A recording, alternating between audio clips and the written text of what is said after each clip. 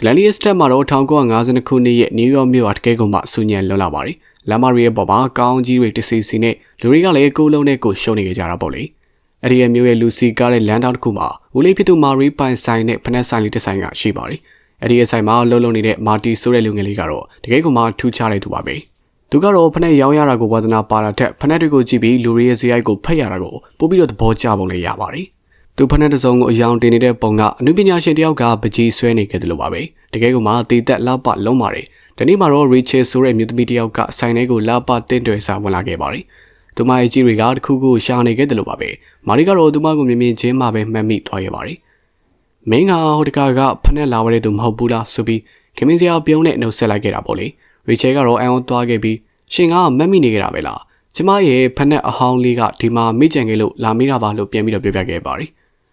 မာရီကတော့သူမကိုဆိုင်အနောက်ခန်းလေးကိုခေါ်သွားခဲ့ပြီးတိုးတိုးလေးနေဖို့လည်းတတိပေးလိုက်ပါတယ်။အဲဒီအနောက်ခန်းလေးကမာရီတို့ကတော့သူ့ကိုအောင်းရနေရာလေးတစ်ခုပါပဲ။အဲဒီအချိန်မှာဆိုင်မန်ရှင်မာရီကတော့အခန်းထဲကိုဝင်လာခဲ့ပြီးမာရီကိုလည်းသတင်းကောင်းတစ်ခုကိုလည်းပေးပါတယ်။မာရီမင်းရဲ့အယောင်ဆွဲရည်ကတကယ်ကိုပါရမီပါပါတယ်။ငါမင်းကိုဆိုင်မန်နေဂျာဖြစ်ယာရူတိုးပေးမယ်လို့ပြောပြလိုက်ခဲ့တာပါ။ဘယ်သူမှဆိုဝမ်းသာရမယ့်ကိစ္စဖြစ်ပေမဲ့မာရီကတော့လုံးဝကိုမှမျက်နှာပြတ်သွားခဲ့ရပါတယ်။ကျွန်တော်ကဒီမှာတသက်လုံးဖက်နဲ့ရောင်းနေရမယ်သူမဟုတ်ဘူးလေ။ကျွန်တော်မှသွားစရာခီးတွေရှိတယ်။လှုပ်စရာလှုပ်တွေလည်းရှိတယ်လို့ပြပြတတ်တာကိုမှညင်လိုက်ပါတယ်။မာရီကတော့ခုချက်ချင်းပဲသူ့ရဲ့လောက်ခလာဇာကိုရှင်းပေးဖို့တောင်းဆိုခဲ့ပေမဲ့မာရီကတော့ဆိုင်ပိတ်မှလာခဲ့ဆိုပြီးခက်ပြက်ပြက်ပဲညင်ပြီးထွက်သွားခဲ့ပါတယ်။စလန်ရဲ့လိုဝဲချက်ကဒီမှာပဲစတာပါဗျာ။မာရီနဲ့ရီချယ်တို့ကတကယ်တော့လူမသိအောင်ခိုးစားနေကြတဲ့ချစ်သူတွေပါ။မာရီကတော့ရီချယ်ကိုသူ့ဘဝရဲ့အရေးကြီးဆုံးစိတ်ပိုင်းတစ်ခုလို့သဘောထားပေမဲ့ရီချယ်မကအခြားယောက်ျားကရှင်းနေပေးတာလေ။ဒါပေမဲ့မာရီမကပေမောင်ကစားတာကိုယူမှုဝါဒနာပါတဲ့စိတ်ကလည်းရှိနေပါသေးတယ်။သူလေးကျင်းနေတဲ့အချိန်ဆိုရင်ဘေးကဘာတွေပဲဖြစ်ဖြစ်လုံးဝကိုမှအကျူးဆိုင်တော့ပါဘူး။တခါကဆိုရင်သူ့ရဲ့ပြိုင်ဘက်ကိုအင်ဂျင်မဝစ်ဖို့ဖုန်းထဲကနေလမ်းအော်ပြောရပါသေးတယ်။အဖြူအောင်ဘောလုံးလေးကိုတဲတဲကွဲကွဲမြင်နေလို့ပါတယ်ဗျာ။သူ့ရဲ့ဆေးဆက်သေးချာမှုကအလှလောက်ထိပါပဲ။အဲ့ဒီအနည်းမှပဲမာရီရဲ့မေစီကနေဖုန်းကဝင်လာခဲ့ပါတယ်။သူမကတော့နေမကောင်းဘူးဆိုပြီးမာရီကိုလည်းအိမ်ပြန်လာဖို့လည်းခေါ်နေကြတာပါ။ဒါပေမဲ့လည်းမာရီကတော့လူလေလေးပါ။ဖုန်းထဲကနေသူ့မေရဲ့အတန်နောက်ကွယ်မှာလူတွေကတူတူနဲ့စကားပြောနေတဲ့အကိုလည်းကြားလိုက်ရတဲ့အချိန်မှာဒါသူ့ကိုအိမ်ပြန်ခေါ်ဖို့အတွက်အမေဖြစ်သူကလိန်ပြောနေတာမှချက်ချင်းရိပ်မိသွားခဲ့ပါတယ်။မာရီရဲ့ဘောကတော့တကယ်ကိုမှရှုပ်ထွေးနေကြတာပါ။ရီချယ်ကလည်းသူ့မေနေတဲ့အိမ်ရဲ့အပေါ်ထဲမှာနေတာဆိုတော့မာရီတို့ကတော့အိမ်ပြန်ရမှာကခေါင်းခဲစရာကိစ္စတစ်ခုပါပဲ။မာရီကတော့သူ့ရဲ့စီးပွားရေးကြံတစ်ခုကိုလည်းအကောင့်ထဲဖော်ဖို့အတွက်ကြိုးစားခဲ့ပါသေးတယ်။သူကတော့ပင်ပေါင်ဘောလုံးတွေကိုလိမ်မွန်အောင်ဆေးချပြီးခရစ္စတိုဖာဆိုတဲ့စီးပွားရေးသမားကြီးစီကိုလည်းတွားပြပါတယ်။ဒီမကြီးအဖြူအောင်ထဲလိမ်မွန်အောင်ကပို့ပြီးတော့မြင်တာတယ်။ကစားရတာကလည်းပို့ပြီးတော့ကောင်းတယ်လို့ကြေညာရင်းနဲ့မာတီဆူပရီဆိုတဲ့ဒီဇိုင်းနဲ့ထုတ်လုပ်ဖို့ကိုလည်းတိုက်တွန်းခဲ့ပါတယ်။ဒါပေမဲ့လည်းခရစ္စတိုဖာကတော့ပတ်စံကုန်းမှာဆိုလို့ညင်လိုက်ခဲ့ပါတယ်။ခရစ္စတိုဖာရဲ့တာဒီယွန်ကတော့ပတ်စံရဖို့ဆိုရင်ယင်းနီးရမယ်လို့ဝင်ပြောခဲ့ပေမဲ့အဖေဖြစ်သူရဲ့ငေါက်ချင်းကိုပဲခံလိုက်ရပါတယ်။မာရီကတော့လုံးဝကိုမှစိတ်မပြတ်ခဲ့ပါဘူး။သူကတော့နောက်ပတ်ကျရင်ကျွန်တော်ကဗြိတိရှအိုပန်ကိုနိုင်တဲ့ပထမဦးဆုံးအမေရိကန်ကစားသမားတစ်ယောက်ဖြစ်လာတော့မှာပါ။အဲဒီကကျရင်ခင်ဗျားတို့ကျွန်တော်ရဲ့နောက်ကိုတကောက်ကလိုက်လာကြရလိမ့်မယ်လို့ကြုံရခဲ့ပါတယ်။ညနေပိုင်းမှာမာရီကတော့ဦးလေးစီကပတ်စံသွားတောင်းခဲ့ပေမဲ့ဦးလေးကတော့ခီးထွက်သွားပြီဆိုတာကိုသိလိုက်ရတဲ့အချိန်မှာသူ့ရဲ့ဒေါသတွေကထိုးထိတ်ကိုလည်းရောက်သွားခဲ့ရပါတယ်။ဒါဟာသူ့ကိုနိုင်ငံခြားမသွားနိုင်အောင်တမင်လှုပ်ကြံခဲ့တာလို့သူကယူဆလိုက်ပါတယ်။ဒါနဲ့မာရီကတော့ဆိုင်မှာကြံခဲ့တဲ့အလုပ်သမားလွိုက်ကိုလည်းတနက်နဲ့ချိန်ပြီးတော့ပတ်စံတောင်းပါတယ်။လွိုက်ကတော့မာရီကိုကောင်းကောင်းသိနေတော့လုံးဝကိုမှမကြောက်ခဲ့ပါဘူး။ဒါကိုဓမြတိုက်မှုလို့ပဲသဘောထားလိုက်ပါ။ငါချန်ပီယံဖြစ်ရင်မင်းကိုငါ10ဆပြန်ပြီးတော့ပေးမယ်။ဆိုပြီးပရီယယ်ရီကို3ကဒေါ်လာ900ကိုယူပြီးလန်ဒန်ကိုလည်းထွက်လာခဲ့ပါတယ်။ဒါကတော့မာရီရဲ့ကဘာလက်ခီးစင်နဲ့ဘဝအချိုးကွယ်ရဲ့အစာပဲဖြစ်ပါတယ်။မာရီကတော့လန်ဒန်မြို့ရဲ့အေးစိမ့်တဲ့လေတူတဲကိုခြေချလိုက်တဲ့အချိန်မှာသူ့ရဲ့ရင်ထဲမှာတော့အောင်မြင်လိုစိတ်တွေကတောက်လောင်နေခဲ့ပါတယ်။သူ့ရဲ့လက်ထဲမှာဦးလေးစီကဓမြတိုက်လာတဲ့ဒေါ်လာ900ရှိနေခဲ့ပေမဲ့ဒီလိုပတ်စံမျိုးကလန်ဒန်လိုမျိုးကြီးမှာအကြာကြီးခံနိုင်မှာမဟုတ်ဘူးဆိုတာကိုသူကသိနေခဲ့ပါတယ်။ဒါပေမဲ့လည်းမာရီကတော့ဂိမ်းမဆိုင်ခဲ့ပါဘူး။သူကတော့လူကသာဆင်းရဲခြင်းဆင်းရဲမယ်စိတ်ကတော့ဘင်းတစ်ပါးလိုထားခဲ့တဲ့သူကိုဝင်းမလီအားကစားကွင်းကြီးထဲမှာကျင်းပမဲ့ဗြိတိရှအိုပန်ပြိုင်ပွဲကြီးကတကယ်ကိုမှခမ်းနားလွန်လာပါတယ်။အဲ့ဒီမှာမာရီကတော့တခါမှမမြင်ခဲ့ဘူးတဲ့ပြိုင်ပွဲတွေကိုလည်းစတင်တွေ့ရပါတယ်။အထူးသဖြင့်ဂျပန်အသင်းပေါ့လေ။ဒုတိယကမ္ဘာစစ်ပြီးခီးသွွာလာကွင်းတွေကိုပြန်ပြီးတော့ဖွင့်ပေးလိုက်ကြတဲ့ကဂျပန်ကစားသမားတွေကကမ္ဘာအဆင့်မြင့်ထက်ကိုပထမဆုံးချိန်ဖြစ်တက်လာခဲ့ရတာပါ။သူတို့ရဲ့ကစားရန်ကအနောက်နိုင်ငံသားတွေနဲ့လုံးဝကိုမှတူမနေခဲ့ပါဘူး။အထူးသဖြင့်အန်ဒိုဆိုတဲ့ကစားသမားပေါ့လေ။မာရီကတော့ပထမဆင့်ပြိုင်ပွဲတွေကိုတော့ပါရမီအပြည့်နဲ့ ACC ကိုမှကျော်ဖြတ်နိုင်ခဲ့ပါတယ်။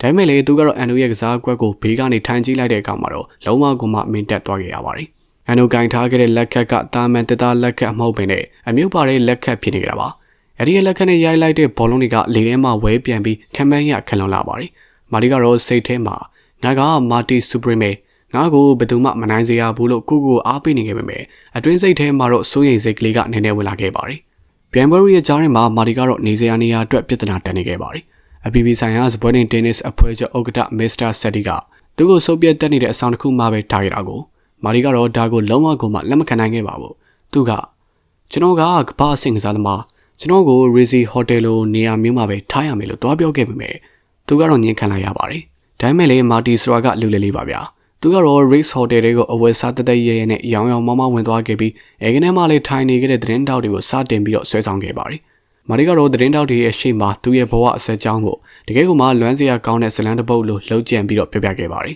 ။ကျွန်တော်ရဲ့အမေကကျွန်တော်ကိုမွေးရင်းနဲ့ဆုံးသွားခဲ့တာပါ။အဖေကလည်းလောင်းကစားသမားမလို့ကျွန်တော်နှစ်တာမှမိဘမဲ့ဖြစ်ခဲ့ရတာပါ။ဆိုပြီးဂေယူနာတက်အောင်လည်းညာပြောခဲ့ပါတယ်။သတင်းတောက်တွေကလည်းမာရီယက်စကားနောက်မှာမျောနေတော့အဲ့ဒီအချိန်မှာပဲဟိုတယ်ခန်းမာတွေကိုမင်းသမီးချောကေစတုံးကဝင်လာခဲ့ပါတယ်။သတင်းတောက်တွေအားလုံးကမာရီကိုပြစ်ထားခဲ့ပြီးကေစတုံးရဲ့နောက်ကိုအပြေးလွှားလိုက်သွားခဲ့ကြပါတယ်။မာရီကတော့ရှက်ရကောင်းမှမသိဘဲနဲ့ကေစတုံးကိုလည်းစိတ်ဝင်စားသွားခဲ့ပါတယ်။သူကတော့ဟိုတယ်ဖုန်းကနေခေးရဲ့အခန်းထဲကိုလည်းလမ်းဆက်ခဲ့ပါတယ်။ကျွန်တော်ဟိုတယ်ကစားစရာတွေအကုန်မှထားတာတယောက်တည်းမကုန်လို့လာပြီးတော့စားပေးပါအောင်ဆိုပြီးလူပါဝါတဲ့စကားနဲ့စားလိုက်ပါတယ်။ဒီကတော့ဖုန်းချဖို့လှုပ်တဲ့အချိန်မှာမာရီကကျွန်တော်ကတကယ်မင်းသမီးနဲ့တခါမှစကားမပြောဘူးလို့ပါကျွန်တော်ကလည်းဖြော်ပေးသမားတစ်ယောက်ပါပဲသတင်းစာမျက်နှာစနစ်ကိုလည်းကြည့်လိုက်ပါလို့လမ်းအောင်ပြောလိုက်ခဲ့ပါတယ်ခေကတော့ဆဆူကျင်စိမ့်နဲ့သတင်းစာကိုလည်းဖွင့်ကြည့်လိုက်တဲ့အခါမှာစပေါ်တင်တင်းနစ်ချန်ပီယံလောင်းဖြစ်မာရီယာတပုံကိုလည်းမြင်သွားခဲ့ပြီးပြုံးမိသွားခဲ့ရပါတယ်သူတို့နှစ်ယောက်ကတော့ဖုန်းထဲမှာစကားပြောပြနေကြရင်နဲ့မာရီကတော့သူ့သက်23နှစ်လို့ပြောလိုက်တဲ့အခါမှာခေကတော့ရည်ခဲ့ပါတယ်မင်းမမွေးခင်ကတည်းကနေငါတေးရုပ်ဆောင်တာနားလိုက်တာမင်းကငါကားတကားမှကြည်ဘူးမှမဟုတ်ဘူးလို့ပြောနေတဲ့ချိန်တုန်းမှာပဲသူမယောက်ျားဖြစ်သူကရောက်လာခဲ့လို့လည်းဖုန်းချလိုက်ရပါတယ်။မာရီကတော့လုံးဝကိုမှအရှော့မပေးခဲ့ပါဘူး။နောက်နေ့ဝမ်ဘလီမှာကစားမဲ့သူ့ရဲ့ဆီမီဖိုင်နယ်ပွဲစဉ်ကိုလာကြည့်ဖို့ခေကိုလည်းပေးလိုက်ပါတယ်။ခေကတော့သူမယောက်ျားရဲ့ပွဲကိုတွားရမှမလို့မအားဘူးလို့ညင်းခဲ့ပေမဲ့မာရီကတော့သူမကိုပဒင်းပေါက်ကနေလမ်းကြည့်ခိုင်းပြီးဘယ်နေနှုံထဲကိုပင်ပေါင်ဘုံလုံးလေးရအောင်ရိုက်ထည့်ပြတဲ့မျက်လိပ်ပြကွက်ကြောင့်မလို့ခေတယောက်ကတော့တကယ်ပဲပွဲကိုရောက်လာခဲ့ပါရယ်။ဆီမီဖိုင်နယ်ပွဲစဉ်မှာမာရီကတော့ကေစတုံးရဲ့ရှေ့မှာကြွားကျင်တာနဲ့တကယ်ကမှပြကွက်အစမ်းလေးကိုထုတ်ပြခဲ့ပြီးကစားပြလိုက်တာပရိသတ်တွေကရောခေပါမင်တက်သွားခဲ့ရပါတယ်။သူကတော့3ပွဲပြည့်နဲ့အနိုင်ရရှိလိုက်ခဲ့ပြီးဘောလူပွဲကိုလည်းတက်လှမ်းခဲ့ပါတယ်။ဒါမဲ့လည်းညစာစားပွဲမှာ KS ကိုမာရီကအကုန်ခံလိုက်ခဲ့တာကြောင့်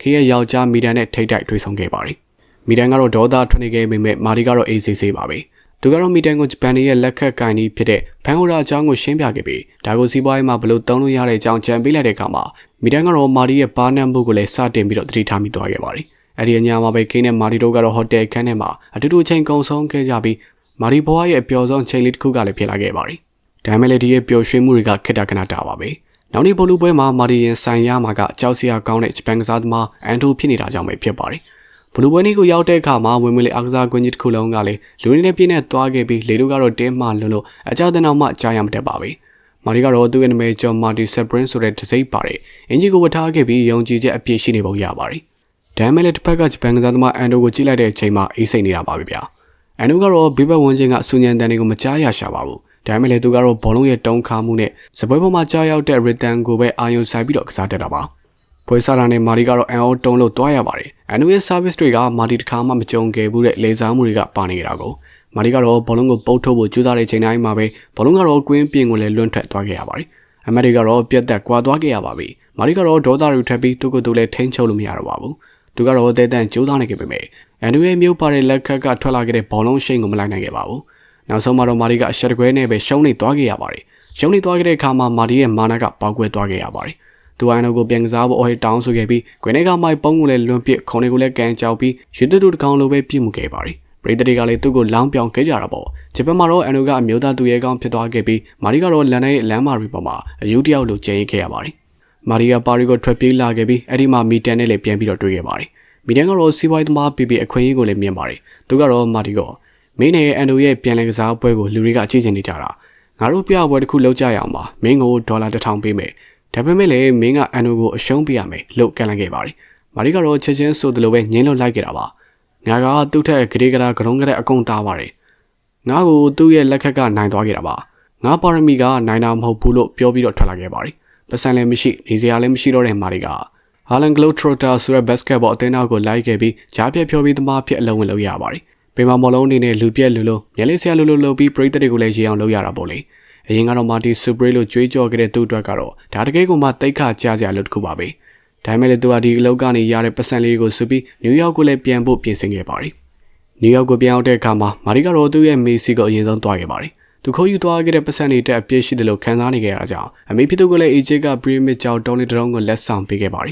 ဒါပေမဲ့လည်းမာတီရေချိုးပြီးတော့ပြန်ထွက်လာတဲ့အချိန်မှာအိမ်ရှိမရဲတွေကရောက်နေခဲ့ပါပြီဦးလီမာရီကတော့ရဲတိုင်ထားရတာကိုမာရီကတော့မာတီကိုကြည့်ပြီးမာတီမင်းရဲ့မိုင်ယူယန်ဆန်နာရီရက်လိုက်ပါတော့မင်းကတကယ်ကိုမှအယောင်ပါရမီရှင်ပါဆိုင်မှာပဲပြန်လုပ်ပြီးတော့အေးစစ်စစ်နေပါလို့ဖြောင်းပြခဲ့ပါတယ်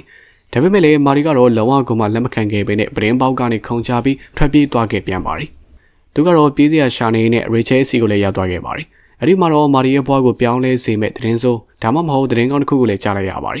ရီချဲကတော့ဘိုင်ကြီးနေပြီဖြစ်ပြီးအဲ့ဒီရဲ့ကလေးကမာရီရဲ့ကလေးဖြစ်နေတာပါရီချဲယောက်ျားကတော့မာရီကိုမြင်သွားခဲ့ပြီးတနက်နဲ့လိုက်ပြလို့မာရီကလည်းကမန်းကရန်ထပ်ပြီးတော့ပြေးရပြန်ပါတယ်အခုဆိုရင်တော့မာရီကရဲကလည်းလိုက်နေတဲ့ဝန်တိုင်းပြေးပတ်စံလည်းမရှိကလေးတစ်ယောက်ရဲ့ဖေးကလည်းဖြစ်နေခဲ့ပါပြီသူကတော့ဒန်ငွေဒေါ်လာ1500ကိုဘယ်လိုရှာမလဲဆိုတာစဉ်းစားနေတယ်ဂျပန်ကိုလည်းသွားပြီးအန်နိုကိုလည်းလက်စားချေဖို့နေလန်တစ်ခုကိုလည်းစတင်ကြံစည်ခဲ့ပါတယ်မာရီကတော့နယူးယောက်မြို့ရဲ့အမောင်ရိပ်ကြားတဲ့လမ်းကြားတွေကြားမှာပုံအောင်နေခဲ့ရပါတယ်သူရဲ့ခြေနေကတော့တကယ်ကိုမှအကျက်တိတ်ဆိုင်နေတာပါတစ်ဖက်မှာတော့ရဲတွေကဓမြမှုနဲ့လိုက်နေခဲ့ပါတယ်တစ်ဖက်မှာလည်းရီချဲယောက်ျားကသူ့ကိုအသေးသက်ဖို့ကြိုးစားနေပါတယ်ဒါပေမဲ့လည်းမာတီရဲ့ထူးခြားချက်ကဘလောက်ပဲခြေနေဆုံးနေခဲ့ပါစေသူရဲ့မာတီဆူပရင်းဆိုတဲ့မာနာကတော့လုံးဝကိုမှရှုံးမသွားခဲ့တာပါပဲသူကဒဏ်ငွေ1500ကိုရှာဖို့အတွက်မြေအောင်လောင်စားဝိုင်းနေမှာပေးမောင်းရိုက်ပြီးပတ်စံရှာဖို့ကိုလည်းဆုံးဖြတ်လိုက်ရပါတယ်ညဘက်တွေမှာမာတီကတင်မောကျင်းနာကစုပ်ပြတ်တက်နေတဲ့ကလပ်တွေမှာခြေချကစားသမားဖြစ်နမဲဝတ်နဲ့ကစားပါတယ်သူအရင်ကလိုပဲလာပါတဲ့ပြကွက်တွေထက်နိုင်ဖို့ကိုပဲအာရုံစိုက်လာခဲ့တာပါအဲ့ဒီမှာတော့သူကထူးဆန်းတဲ့လူတစ်ယောက်နဲ့တွေ့ခဲ့ပါတယ်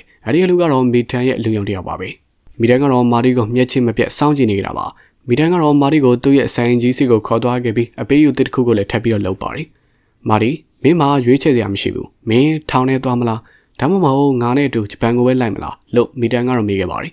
မီတန်ကတော့ဂျပန်မှာ Spreading Tennis ပစ္စည်းကုမ္ပဏီတစ်ခုနဲ့ဖက်ဆက်လောက်ကင်ပို့တဲ့စီစဉ်နေခဲ့ပြီးမာတီကိုလည်းသူတို့ရဲ့မာတီဆူပရင်းလိမ်မယောင်ဘောလုံးနေနဲ့ဘန်ဝရာလက်ခတ်တစ်တွေကိုလည်းကြော်ညာပေးမဲ့ကျဲပွင့်ဖြစ်အသုံးချခြင်းနေကြတာပါမာတီကတော့ဒီတစ်ခါမှာတော့သူ့ရဲ့မာနာတွေကိုခိတ္တချပြီးသဘောတူညီလိုက်ရပါတယ်ဒါပေမဲ့လည်းသူ့မှာစီစဉ်တစ်ခုကရှိနေခဲ့ပါတယ်သူကဂျပန်ကိုရောက်ရင်တော့အန်နိုကိုတရားဝင်စိန်ခေါ်ပြီးသူ့ရဲ့ဂွန်သိက္ခာကိုလည်းပြန်ဆယ်ဖို့ပါပဲခီမထွက်ခင်မာတီကတော့ရီချဲစီကိုတိတ်တိတ်သွားခဲ့ပါတယ်ရီချဲကတော့သူ့ကိုမြင်တာနဲ့ငိုခဲ့ပါတယ်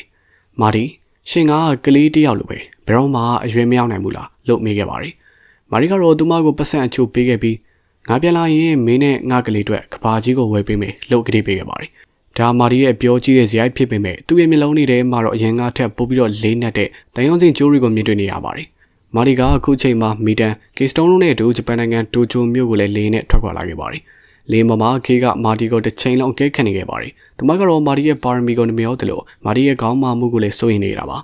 မာတီဂျပန်မှာကနယူးယောက်လို့မဟုတ်ပါဘူးသူတို့ကတကယ်ကိုမှစီကံကြီးပါတယ်ဂုံသိက္ခာကိုအသက်ထက်တန်ဖိုးထားကြတာပါမင်းရဲ့လူလေကြားတဲ့ပုံစံနဲ့အဲ့ဒီမှာတွားပြီးတော့မလုပ်ပါနဲ့လို့တတိပေးခဲ့ပါတယ်တိုကျိုရောက်တဲ့အခါမှာခြေနေကတော့မာတီထင်ထားတာထက်ပိုပြီးတော့ကြီးကျယ်နေပါတယ်ဂျပန်လူတို့ကမာတီကိုနယူးယောက်ကလူပြည့်စုပြီးတော့မတ်ချက်ပေးကြပါမယ်အန်နိုကတော့မာတီကိုလေးလေးစားစားကြိုဆိုပါတယ်အန်နိုကအကြားရုံမရှိပေမဲ့မာတီရဲ့ရင်ထဲကပေါက်ကွဲအားကိုလည်းခန်းစားမိပုံရပါတယ်မီတန်ကတော့အယောင်မြင့်တင်ရေးပွဲတွေကိုလည်းအကြီးကျယ်ကိုမှစီစဉ်ခဲ့ပါတယ်မာတီကဂျပန်ចောင်းသားလေးတွေအလုသမားတွေနဲ့ပျော်ပျော်ပါးပါးကစားပြိုင်နဲ့တစ်ဖက်မှာလည်းအန်ဒိုရဲ့အမြုပ်လက်ခတ်လိုဝက်ချက်ကိုလည်းလေ့လာခဲ့ပါတယ်။တညမှာတော့မာတီကဂျပန်ကပစ္စည်းအောင်ဆိုင်လေးတစ်ခုမှာထူးဆန်းတဲ့လက်ခတ်တစ်ခုကိုလည်းတွားပြီးတော့တွေ့ခဲ့ပါတယ်။အဲဒီလက်ခတ်ကအန်ဒို3နာထက်ပိုပြီးတော့ထူးခြားတဲ့ရာဘာသားနဲ့လှုပ်ထားခဲ့တာပါ။မာတီကတော့အဲဒီလက်ခတ်ကိုဝယ်ပြီးတိတ်တိတ်ဆိတ်လေ့ကျင့်နေခဲ့ပါတယ်။သူကအန်ဒိုကိုနိုင်ဖို့အတွက်ဆိုရင်အန်ဒိုမကြားနိုင်တဲ့အတန်းကိုအသုံးချရမယ်စာလေးရဖီယာနဲ့ဘောလုံးရဲ့လေပန်နှုံးကိုလည်းအစွမ်းကိုသုံးရမယ်ဆိုတာကိုနားလေတွားခဲ့ပါတယ်။ဒါပေမဲ့လည်းပြဿနာကတော့မီတန်စီကလာပါတယ်။မီတန်ကတော့မာတီကိုပွဲမစားခင်ခေါ်ပြပါတယ်။မာတီမင်းတိထားဖို့ကဒီပွဲကကြီးညာပွဲပါ။အန်ဒိုကဂျပန်သူရဲ့ကောင်မင်းကသူ့ကိုနိုင်ရရှိသွားခဲ့မယ်ဆိုရင်ငါတို့ရဲ့ပစ္စည်းတွေကဂျပန်မှာရောင်းရတော့မှာမဟုတ်ပါဘူး။ဒါကြောင့်မင်းအမတ်တွေအပေးယူလုပ်ပြီးနောက်ဆုံးမှအန်ဒိုကိုအရှုံးပေးရမယ်လေဗျာ။မာတီကတော့မင်တက်သွားခဲ့ရပါတယ်။သူ့ရဲ့ပါရမီနဲ့သူ့ရဲ့စီးပွားရေးခွင့်လန်းတွေရဲ့ကြားမှာအကြီးကျယ်ကမှပြားများသွားခဲ့ရပါတယ်။သူကတကယ်ပဲပတ်စံအတွင်းနဲ့သူ့ရဲ့တိတ်ခါကိုရောင်းချမလား။ဒါမှမဟုတ်အားလုံးကိုစန့်ကျင်ပြီးတော့အနိုင်ယူမလား။မာတီယာမီတန်ရဲ့စကားကိုကြားလိုက်ရတဲ့အချိန်မှာရှင်ထဲမှာမီတောင်တစ်ခုကပေါက်ကွဲသွားခဲ့တယ်လို့ခံစားလိုက်ရပါတယ်။အရှုံးပေးရမယ်ဆိုတဲ့စကားလုံးဟာသူ့ကိုမာတီဆူပရိလို့ကိုတတ်မှတ်ထားတဲ့သူတွေကတော့တိမ်မိတ်ကြလိုက်တယ်လို့ပါပဲ။ဒါမှလည်းတစ်ဖက်မှာလည်းနယူးယောက်ကရဲတွေဒန်ဂရီနဲ့ရီချယ်တို့သားမီးအနာဂတ်ကသူ့ရဲ့လက်ထဲမှာရှိနေပြန်ပါတယ်။မာတီယာဒီရဲ့ညကတိုကျိုမြို့ရဲ့လမ်းမထက်မှာတယောက်ထဲလမ်းလျှောက်ရင်းနဲ့တော်တော်လေးကိုမှဝေခွဲမရဖြစ်နေခဲ့ပါတယ်။ နောက်နေ့မနေ့မှာတော့တိုကျိုရဲ့အကြီးကျယ်ဆုံးအားကစားခန်းမရှိမှာပရိသတ်ရဲ့ PSA အောင်တိုးတယ်လို့မျိုးစုပြုံနေကြပါတယ်ဂျပန်လူမျိုးတွေအတွက်ကတော့ဒါအားကစားဝတ်တစ်ခုအတွက်တည်းမဟုတ်ဘဲနဲ့သူတို့ရဲ့မျိုးသားဂုံဆောင်အန်နိုနဲ့အမေရိကန်ကလာတဲ့ဗဇက်တန်နဲ့ကစားသမားမာတီတို့ရဲ့တိတ်ခါချင်းပြိုင်တဲ့ပွဲစဉ်ပါပဲမီဒန်ကတော့ခန်းမထဲမှာအောင်ပြုံးနေခဲ့ပါတယ်သူကတော့နန်နိုင်ရှုံသူ့ရဲ့ဖန်ဟူရာလက်ခတ်တွေကဂျပန်ဈေးကွက်ကိုစိုးမိုးနိုင်ရတော့မှာမလို့ပါပဲပွဲစားတဲ့ခေါင်းလောင်းတဲ့မြည်လာတဲ့ကမှာမာတီကတော့ကွင်းထဲကိုဝင်လာခဲ့ပါတယ်သူ့ရဲ့မျက်လုံးတွေကရင်လိုပြကလပ်မဟုတ်တော့ဘဲနဲ့တင်းကြီးနေတာပါအန်နိုကလည်းထုံးစံတိုင်းပဲလေးနဲ့တဲ့အမူအရာနဲ့နေရာယူထားခဲ့ပါတယ်ပထမပွဲမှာမာတီယာမီဒန်နဲ့ကတိပေးထားတဲ့အတိုင်းပဲခက်ချော့ပဲကစားခဲ့ပါတယ်အန်နိုရဲ့ပြင်ထန်တဲ့ရိုက်ချက်တွေကိုသူကတော့တမင်လွဲအောင်ပုတ်ထုတ်ပြနေခဲ့တာပါဒါကိုပရိသတ်တွေကမရေးမိခဲ့ပေမဲ့ K Stone ကတော့ရေးမိခဲ့ပါတယ်သူမကတော့စင်မင်းဘော်ကနေမာတီကိုစိုးရိမ်နေစည်းနဲ့ကြည့်နေခဲ့တာပါဒုတိယပွဲစဉ်မှာတော့မာတီရဲ့စိတ်ခံကစတင်ပြီးတော့ပြောင်းလဲလာခဲ့ပါတယ်အန်နိုကတော့မာတီကိုကြည့်ပြီးမျက်မှောင်ကျုပ်လာခဲ့ပါတယ်အန်နိုကစကားမပြောနိုင်ပေမဲ့မာတီကတော့သူ့ကိုတမင်အရှုံးပေးနေတယ်ဆိုတာကိုသိသွားခဲ့ပုံရပါတယ်အန်နိုကမာရီရဲ့ဘက်ကိုဘောလုံးတစ်လုံးကိုပြင်းပြင်းထန်ထန်ရိုက်လိုက်ခဲ့ပြီးမာရီကိုလည်းစိုက်ကြည့်လိုက်ပါတယ်။အဲ့ဒီအကြီးကမင်းငါ့ကိုဒီလိုမျိုးစော့ကမှာလား။မင်းရဲ့တကယ်အစွမ်းကိုထုတ်ပြစမ်းလို့ပြောနေခဲ့တယ်လို့ပါပဲ။မာရီကအဲ့ဒီရဲ့နေရာမှာဖြတ်ကနေပြစ်သွားခဲ့ပါတယ်။ငါကဘာလို့သူများခိုင်းတာကိုလုံနေရမှာလဲ။ငါကမာတင်စူပရီပဲလေ။လို့ရင်ထဲကနေအော်ဟဲလိုက်ခဲ့ပြီးမာရီကတော့သူ့ရဲ့အိတ်ထဲကအလိုဝက်လက်ခတ်ကိုလည်းထုတ်လိုက်ခဲ့ပါတယ်။အဲ့ဒါကတော့သူကဂျပန်မှာဝယ်ထားခဲ့တဲ့ထူးခြားတဲ့ rubber လက်ခတ်တစ်ခုပါပဲ။အဲ့ဒီအချိန်ကစပြီးပွဲကတကယ်ကိုမှကြောက်စရာကောင်းတဲ့အရှင်ဦးလေးပြောင်းလဲသွားခဲ့ပါတော့။မာတီကတော့ဘောလုံးကိုမယုံနိုင်စရာလေပန်နှုံးနေနဲ့ရိုက်ခဲ့ပါတယ်။မီဒန်ကတော့စင်ဘော်ကနေမျက်နှာပြက်ပြီးမာတီကိုလည်းလက်ဟန်ချေရန်နဲ့အရှုံးပေးပါတော့လို့အချက်ပြနေခဲ့ပေမဲ့မာတီကတော့လဲတောင်မှမချီခဲ့တော့ပါဘူး။မာတီကအန်နိုရဲ့အားနည်းချက်ဖြစ်တဲ့ရစ်တန်ကိုလည်းစတင်ပြီးတော့ဖျက်ဆီးခဲ့ပါတယ်။သူကဘောလုံးကိုအနေတလဲအမြန်တလဲကိုရိုက်ပြီးအန်နိုရဲ့အာယုံခံစားမှုကိုရှုပ်ထွေးအောင်လုပ်ခဲ့ပါတယ်။ပရိသတ်တွေကလည်းဒီလောက်ကောင်းမွန်တဲ့ပွဲမျိုးတစ်ခါမှမမြင်ဘူးတာကြောင့်တခဲနဲ့အားပေးခဲ့ကြပါရယ်။အမတ်တွေကတော့တဖြည်းဖြည်းနဲ့တက်လာခဲ့ပြီးနောက်ဆုံးမှတော့မာတီကတော့အန်နိုကိုနိုင်ဖို့တမတ်ပဲလုပ်ခဲ့ပါရယ်